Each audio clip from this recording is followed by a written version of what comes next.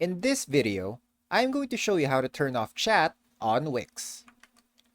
Now, on your website, if you've activated this Wix chat feature, you can see that it's interactable and you can send a message to the website owner. Now, if you want to turn this off or delete it, all you have to do is head to your Wix website editor. Now, to access this, just go ahead and click on Edit Site right on the top right part of your dashboard. Once you're at the editor, all you have to do is select the chat right there and then press Delete on your keyboard. Now make sure to click Save and then click on Publish Now to ensure that the changes will reflect on your website. And that's about it. That's how you turn off chat on Wix.